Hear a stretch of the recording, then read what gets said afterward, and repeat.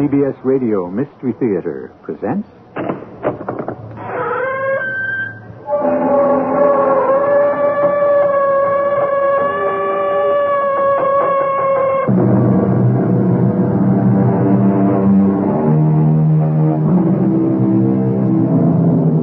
Come in. Welcome. I'm E.G. Marshall. In the years 1906 through 1910, the world in general was at peace. A magic time. China, that sleeping giant, had gone through the Boxer Rebellion and now was temporarily quiescent. And in those halcyon years, the characters of this story lived, breathed, died, and were reborn. You find that statement a little puzzling? I don't blame you. But then, you see, this is a story of reincarnation. Why must you wait so long? Wait? Through 2,000 years, the lotus flower blooms and dies and is born again. But I lie drowning while my ancestors cry in vain for me to join them. I am in my own prison. How can I come to you? Seek me out where I lie. But hurry. We have so little time to become immortal. Find me. Find me. Find me.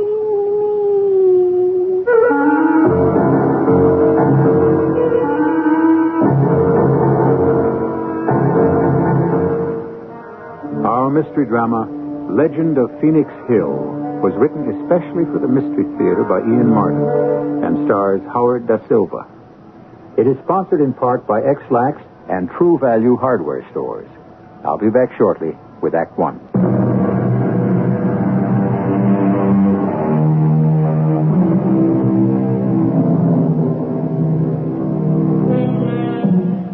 In the beginning of this century, here in America, the world was awakening to a new tempo, a new set of beliefs, horizons that had no limits.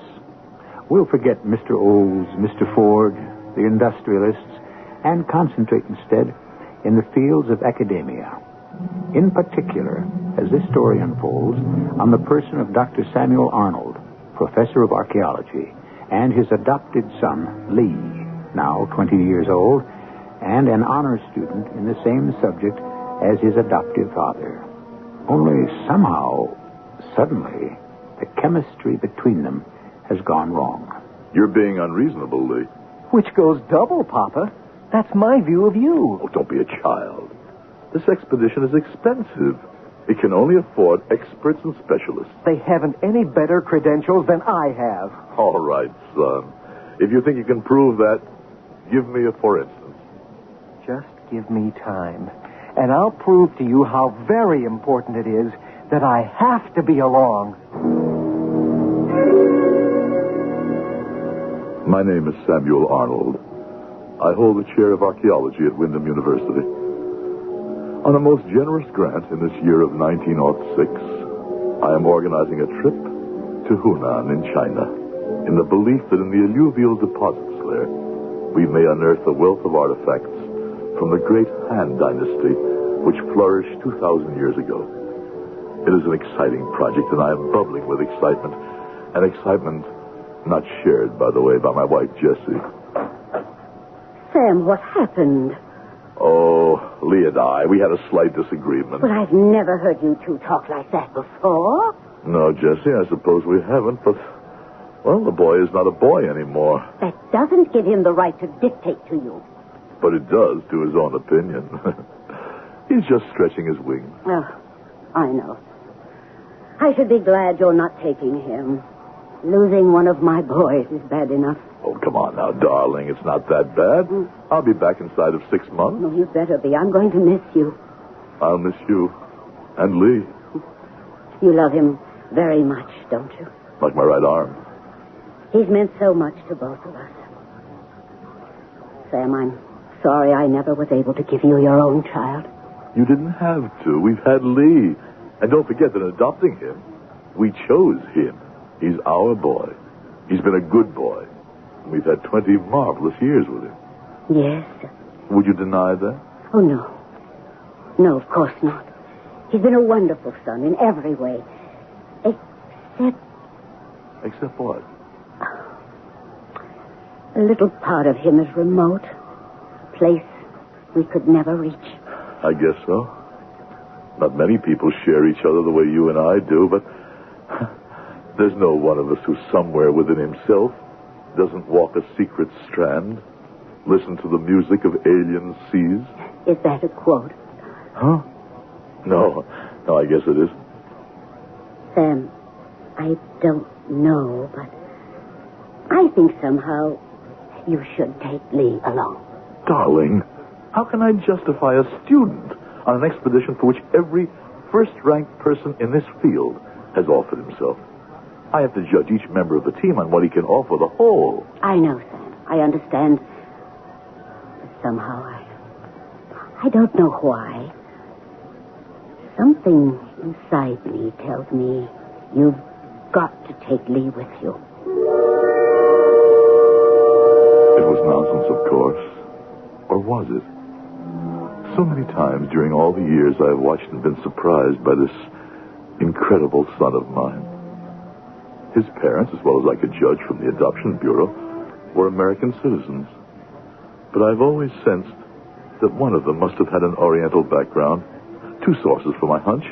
One, a sheerly ethnological suggestion, a certain fold in the skin above the eyes, which gave them an Oriental cast. The other, I don't know how to explain that except to tell you the facts in this curious case as it developed. Lee, where have you been the last few days? I don't know. What do you mean you don't know? I'm not going to lie to you. I went to New York, and I had a lot of drinks, and somehow I found myself in Chinatown. Where in Chinatown? I don't know the address. I was just stumbling along, and suddenly there was this Chinese beside me, and he said, "You want to be happy. You come have pipe dream." And he took me inside. To an opium den? I guess so. It was all mixed up. I remember I was lying on a pad, and the whole world was swimming around me like I was in a fishbowl tank. And then, all of a sudden, there was this sound. And she was there. Why must you wait so long? Wait? Through 2,000 years, the lotus flower blooms and dies and is born again. But I lie drowned while my ancestors cry in vain for me to join them. I am in my own prison. How can I come to you? Seek me out where I lie. How can I find you? Follow in your father's footsteps, and it will be made known. But how? Seek the magic mirror. It will tell you all. But come fast, fast, my lover. The body may last, but in this prison, my soul is a fading butterfly. Where have they blown us with the wind? To the edges of darkness and the empty void? We have so little time to remain immortal. Find me. Find me. Find me. Papa, I tell you, it was weird. I woke right up in this little place, and they were having a fair, you know, stalls and games and balloons and all, and I wandered around a while, and then there was this one place, and it had, you know, old metal and brass and lamps and things like that. And there was another Chinese behind the counter, and this was what I bought. Let me see it. Here. Where did you get this? I'm telling you, I don't know. I just have it. And it's really important. I wouldn't dispute you for the moment. You realize how ancient this must be? I got a feeling. And what it is? Why do you think I shined it up? It's a mirror. A metal one. Heaven knows how ancient. Convex face. Probably bronze. And it's a little more than just a mirror, Papa. What do you mean? Before I show you, let me ask you again to take me with you to China. Why? Maybe I can show you why. Look in the mirror. What do you see? What else? A dim, distorted vision of myself. Okay. Then come with me. All right, Lee. You lugged me here to the old dry well. Now what? I don't honestly know, Papa. I'm only traveling on hunches and things I don't understand. Just let me follow this old superstition. Drop a mirror into the well and pull it out. You'll find the girl you can't live without. Mom used to quote that old song. I'm going to try it. Watch. Okay. Here's the mirror. What is it? You look, Papa. I can't see anything. You can't see that girl? In the mirror? Save me. I wait. Save me. I wait. Save me. Papa, did you see her? I don't have my glasses. It's a poor image, shadowed and shaky. I'm sorry, son. What did you want me to see? What has to be seen? Didn't you even hear her? Hear her?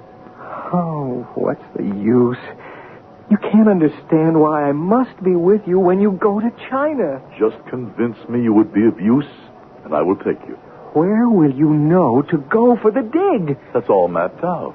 What do you expect to find there? Artifacts, utensils, evidence of a culture that goes back over 2 millennia. You hope to find more than that.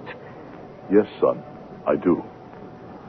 I've done some private research that suggests we might even find, preserved, some remains of actual people who lived B.C. in the Han Dynasty. And I can tell you that you will.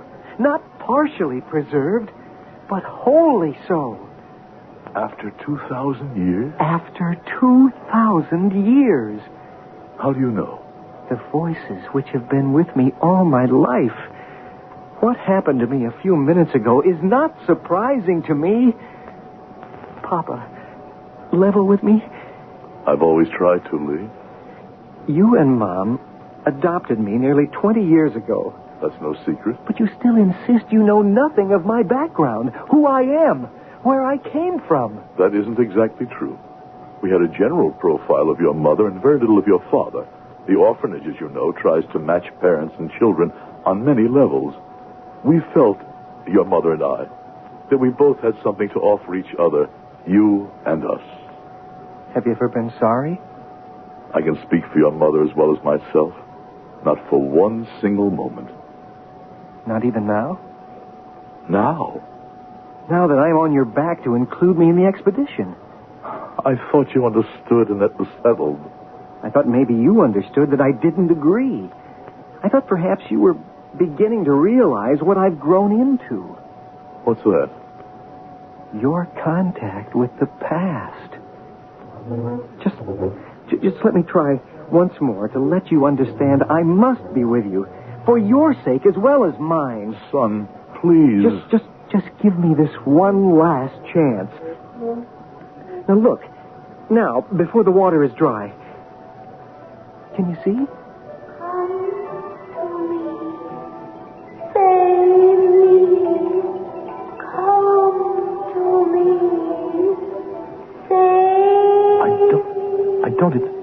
It's not possible, but there is a face. And such a face. You saw? I saw. Then may I go with you? Yes, son. You may go. Thanks, Papa. The question that haunts me is, will you come back?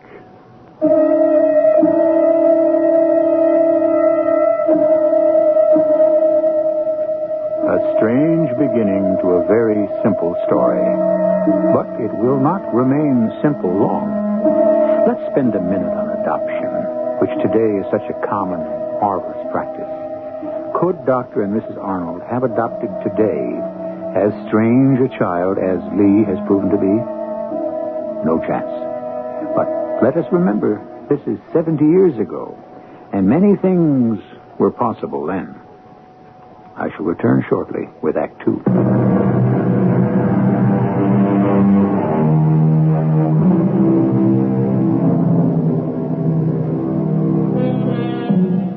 In 1906, the two great methods of commercial travel were the railroad and the steamships. It was by railroad that Professor Samuel Arnold's expedition to China set out, crossing the American continent in May of that year, with 2 full cars of equipment to be transferred on the West Coast to a steamer. And on that railroad trip... Oh, no, it's Professor Arnold's story. Let him tell it himself. May 9, 1906. We are finally off on a great adventure. The train is moving. We are on our way to China, and what marvels we may reveal, what miracles may happen are beyond comprehension.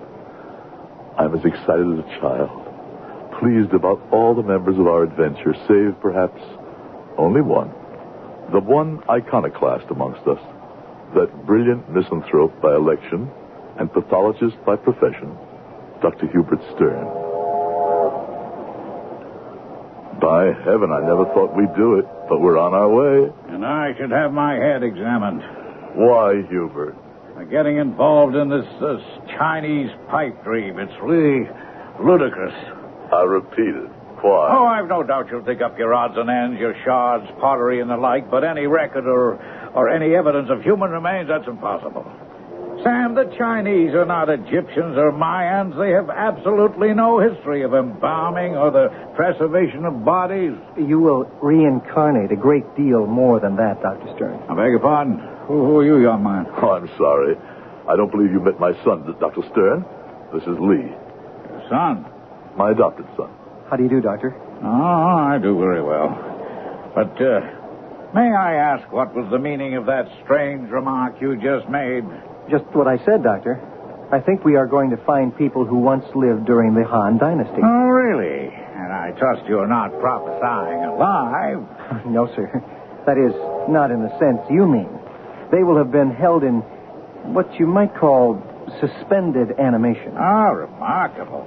And how do you perceive all this? I can't explain. I should think not. How old are you? Not quite 21, sir. Well, that's even more remarkable. So young and so, now what would be the word of choice, huh? Percipient? Or perhaps just fanciful? Tell me, Sam, is your son accompanying us on this expedition? He is? Really? As a member? Yes. Not quite 21? Well, in what field is he accredited? Lee is studying archaeology. But he is with me as my secretary. I am defraying whatever expenses he may incur. Well, it's not a question of money, Professor Arnold. It's of opportunity and the honor to be part of this expedition. Hubert, disregarding your naturally bileful nature for the moment, let me say that because of your eminence as a pathologist, I felt you must be along. For no other reason would I have wanted you. Now you imply there is no reason for your being here at all, that we will find nothing to interest you on this dig. So let me ask you a question. What the devil do you want to be along for? I want to be along because it's my right, no matter what we find or don't. I certainly have infinitely more reason to be here than this young man who is still too wet behind the ears to know what he's talking about, even if he is your adopted son. I may be young by your measurements, Dr. Stern, but in China, you may discover that you are the amateur. Lee, no matter what the provocation, you will not be rude to a man of Dr. Stern's eminence. I'm sorry, Father. The best thing for me to do is leave. This is an unfortunate note on which to start out a great adventure. It's hardly an adventure. It's a scientific expedition. But I have a strange feeling, quite unscientific, I assure you, that bringing that young man along is a mistake. I don't think that's for you to decide. Well, it may be, since my hunch is that he's destined to bring us bad luck.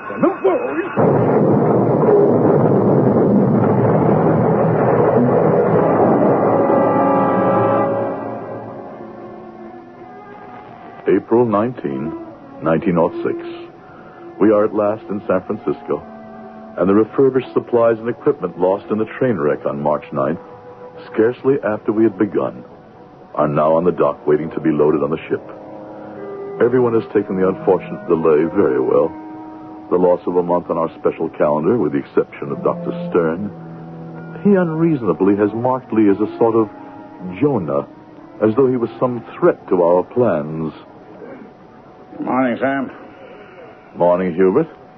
Are you joining me? Yes, if I may. You look a little tired. Not tired. Concerned. About what? Well, if you must know about the expedition. Sam, I can't explain this, but I'm asking you to send the boy home. What for? Well, I know he's your adopted son, but he shouldn't be on this trip. He carries disaster with him. What are you talking about? If I explained, I don't suppose you'd believe me. But if you persist, I warn you, we are headed for disastrous failure. April 20, 1906, San Francisco. I've been unable to keep up my log for a couple of days. I'm heartily ashamed now that I laughed at that ridiculous little man, Dr. Hubert Stern. His prophecy has turned out to be true. This vital, throbbing port now lies in agonized ruins after the terrible earthquake that struck it the day before yesterday. Not that I think my son had anything to do with such an elemental force of nature. It is only that my conscience gnaws at me. What strange, mystical voice cried out a warning to Dr. Stern? And why was he so certain our mission was doomed? Dr. Stern is gone, crushed in the first tremor. And when the port will return to normal is anyone's guess. We are facing, at the very least, another long delay. I'm determined that's all it will be. Captain says we should be making land soon, Papa. Thank heaven. I don't like this weather. Neither does the captain. The barometer's dropped out of sight. Looks like there's a typhoon on the way. Granddaddy of them all. Oh, but look! I can see. That must be Hong Kong. I only hope we can make it before the storm hits. But we didn't. For that was September 19, 1906. And we were in the path of the biggest typhoon in recorded history. The wind slammed into us like a giant hand, sweeping up the ship like a cork and whirling it away clockwise from the coast and out into the China Sea.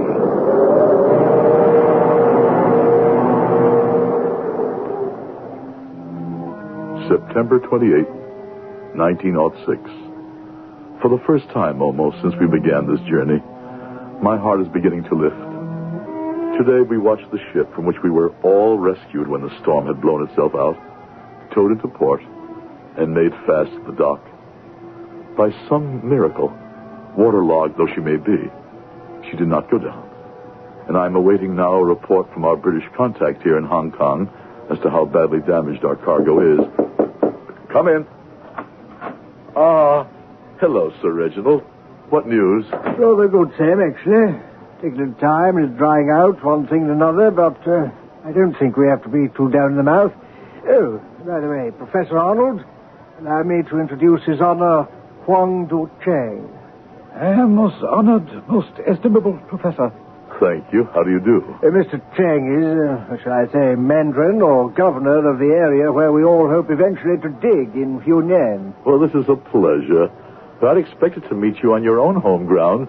Surely it's a long trip here to Hong Kong from Saragossa. A long trip, yes, but I felt an imperative one. I wish you to call off your expedition, Professor Arnold. Call it off? Certainly not. Sir Reginald, I thought I had the assurances of the British government that... Oh, no one's going back on his word or anything like that. The point is, the matter is more or less academic for the moment, don't you know? No, I don't know. Why? Well, with the delays, we've rather come a cropper. I mean, we've lost the good summer weather, and winter is hardly the time for a dig. We still have a couple of reasonable months. Certainly enough time to make a start. The delays have been unfortunate, of course, but accidents of nature... Excuse me, Professor, but we Chinese do not consider them accidents, and certainly not wholly of nature. A train crash because of a river flooded and swept away the roadbed, the San Francisco earthquake, a monstrous typhoon. Surely you can't believe our expedition had anything to do with them. I'm afraid we do, Professor. What?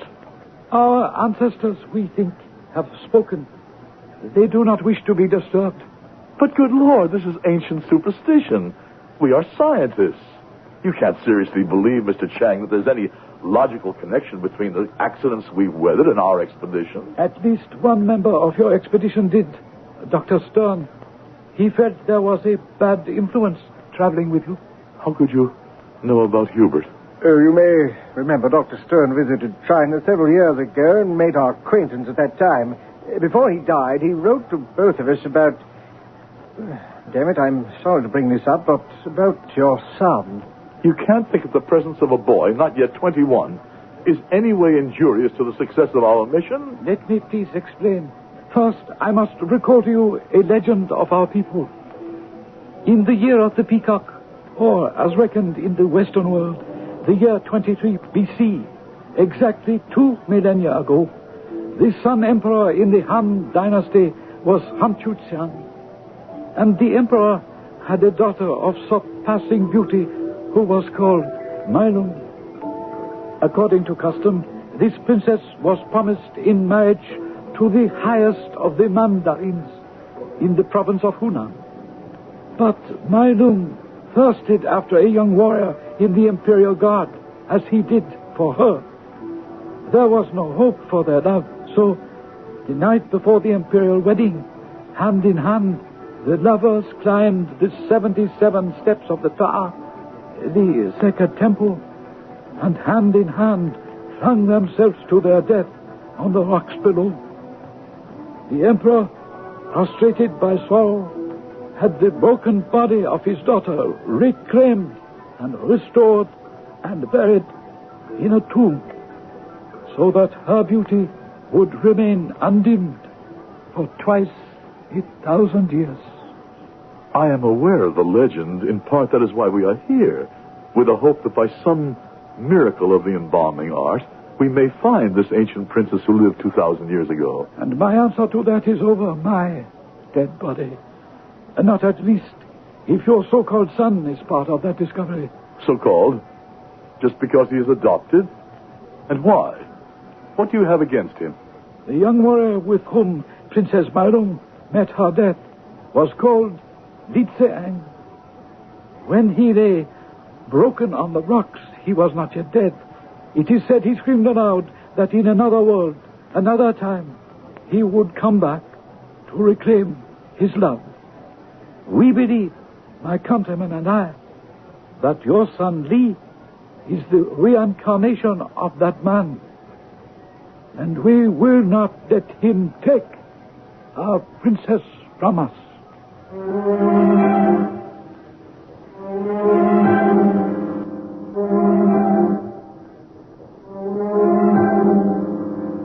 How many times has the questing desire of man to dig into the past run up against the equally strong desire for the superstitious to resist, deeming the past inviolable, not to be interfered with? And although the human urge is to add to knowledge, is it always in the human interest to explore things long buried? Or is it better to say with Longfellow, let the dead past bury its dead? I shall return shortly with Act 3.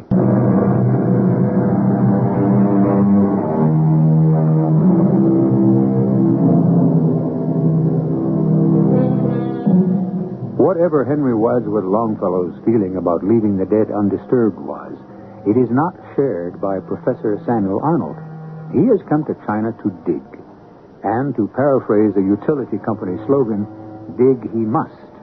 So, unwillingly, he has forced himself to a disagreeable task. So what you're trying to tell me, Papa, is I'm out? It's so ludicrous, I know, but we are on an alien shore when in Rome. I know this is important to you, an adventure, a call, a dream, even something more than that. But... A lot more than that. Remember the mirror in the well? Remember the face? Yes. And remember you agreed that I was your contact with the past? Oh, that was 1,000 lifetimes ago after what we've been through in the last few months. Son, if I try to take you with us, they will not grant permission for the expedition to leave. Answer me something, Lee. Why? You mean, why me? Yes. Who are you? You know that better than I do. Except... Except what? Go on. Please don't misunderstand this, but I feel it was fated for me to come here. At this time and at this place. And more than that, that somehow I am coming home. The girl in the mirror? Yes. That and 1,000 sense memories. Hard to explain. Don't try. You are going to take me after all? No. I am more than ever determined to send you home. I am assailed by feelings I neither understand nor can cope with. I have to save you somehow from fate. And for your mother, who might never forgive me if I didn't. I'm arranging for your departure on the first boat I can book you on. 5 October, 1906. At last, we are on the site. A whole lifetime of anticipation, dreaming, speculating. I feel guilty about Lee, but I mustn't. I can't think of that for the moment. With Sir Reginald today, I scrambled all over Feng Huanshang, which means Phoenix Hill. It's really quite incredible when you face it. What? That you are so convinced we will uncover human remains. Why? Because there is nothing in the Chinese culture as we know it to suggest that they knew anything about or care enough to preserve the human body. Yes, I know. Artifacts, yes, I hope and am convinced we will uncover those. But what makes you so sure we will uncover human remains? I don't know. Write it off in American terms to what we call a hunch. A little more than that, I should think. I should hope. Yes, a good deal more than that. I can't explain, or rather I won't, except to say that the vision was my son's. I say, it's too bad. What a pity you had to send him home. I wonder if perhaps in human terms, it wasn't a blessing. 7 November, 1906. We have been digging now for a month, and it is only in the last few days that we have probed deep enough to expect results. But there are none to report. I find that I do not trust Chang. For some reason, I feel that he has deliberately misled us. You have found nothing yet, Professor. No. Hard to understand. The terrain is perfect. Soil, location, history. I say, Professor, we seem to have made a strike. Have a look at these. Yes, clay figures. Yes, these could be. What else have you got? One or two seals cut from jade or some other hard stone.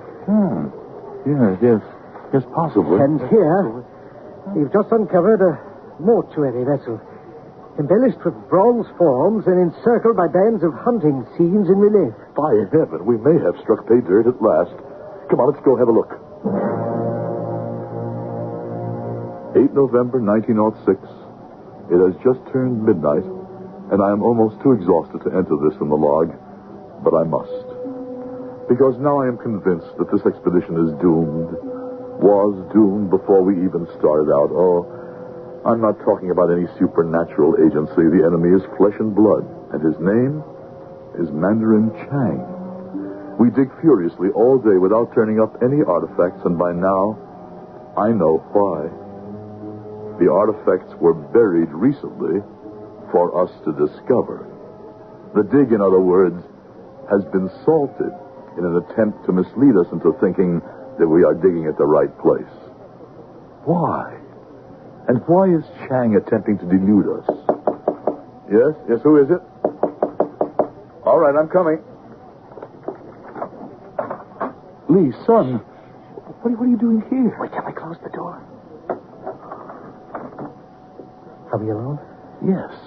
But now, where? I didn't go home. It's as simple as that. I cashed in my ticket and used the money to come up here to Fen Huangsheng. You disobeyed me. Yes, because I knew what Chang would do to you. How could you know? My mirror told me. Told you what? In 3 more days, it will be my birthday. I have only till then to find Mei Long, so that we can be united again at last. So that at last we can go together before the Son of Heaven and live forever in peace. Help me, Dad. Help you do what? She lies across the valley, but I ran out of money, and my coolies deserted me. The ground is freezing. I can't do it alone. So we have been digging in the wrong place. Made fools of by Chang. Why? Because he's afraid of the truth. What truth? 2,000 years ago, the Princess Mai Lung and I gave ourselves to each other in marriage in the sacred temple of the 77 Steps. But before we could run away together... Seize him! You are too late, Mandarin Chan. We are married. Seize the priest, too. Take him outside, kill him, and burn the body. No! No! Do not hurt him. He knows too much. He has to die. And Lee, not Lee, too. That depends on you. If you will marry me, I will let him go. But I cannot. I am already married. Only the boy, you, and myself know that. And my soldiers, they can be trusted to keep the secret. If you wish to save Lik Setung, you must marry me. I will not lose face. You cannot force me. Take him. One of you help me with the girl. Let me go. Let me go.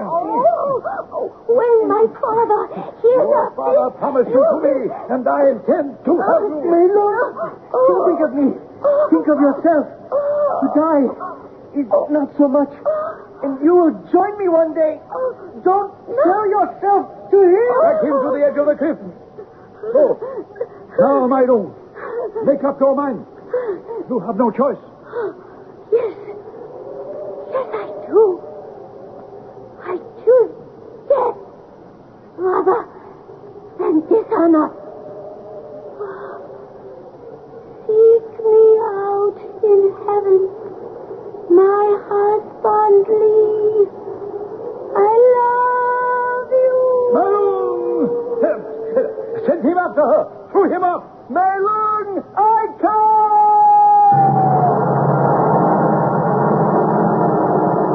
The Mandarin was Chang's ancestor. He was able to cover up the murder.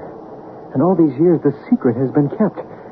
It has lain buried in the coffin with Mei Long. How do you know all this? The same way as I know where she lies. She told me through the mirror. This is how I found the right place. Holding the mirror by this cord around it and using it like a dowser uses a wand or a stick to find water. Watch and listen. My darling, darling, I have waited so long. We all of us watched and listened in awe, heard the faraway voice, watched the burnished metal glow and shimmer in the dancing light of the flare, and swore that just for a moment we could see in it a face, young and of unsurpassed beauty, the face that 8 hours later stared up at us from where the Princess Mei Lung lay in what had been an airtight coffin, immersed in a bath of red liquid, 2,000 years old and as perfectly preserved as if she had gone to sleep only the night before. I must say, I'm absolutely dumbfounded. I might say I'm terrified. I have a terrible feeling that somehow we are not at the end of this. If you mean Chang, I don't think he dares make a move against us, no matter how much he values his precious face.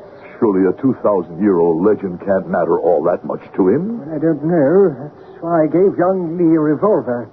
If he's going to insist on standing watch over the little princess all night, I thought it better your son should be armed. My son, I wonder, is that really who he is?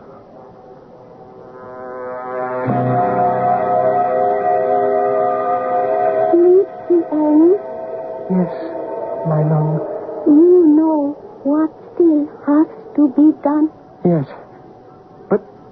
I will lose you again.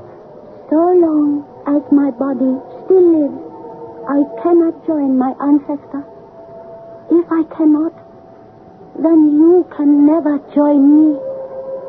Lift me from where I lie. I want to go home. If it must be. Goodbye, my heart. Put me down.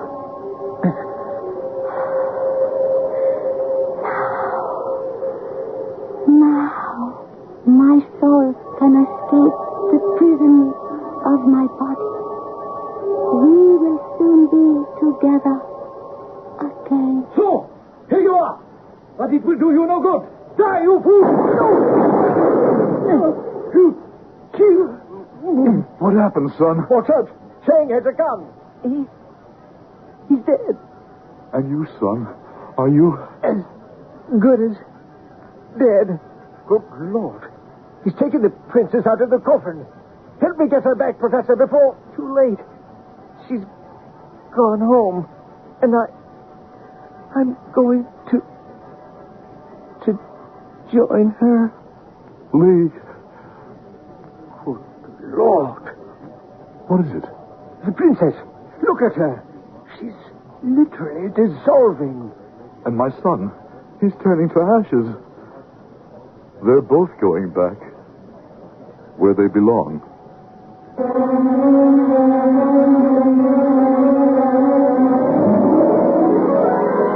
A curious tale, and one I'm sure many of you may scoff at and call hard to believe. Perhaps. Yet, only the other day, in northern Hubei province, the cradle of Chinese civilization, Chinese archaeologists discovered the body of a man buried and embalmed at least 2,000 years ago, with a complete set of teeth, elastic skin, movable joints, and intact internal organs even to the thyroid, the organ which decomposes most easily. So, which is stranger, truth or fiction? I shall be back shortly.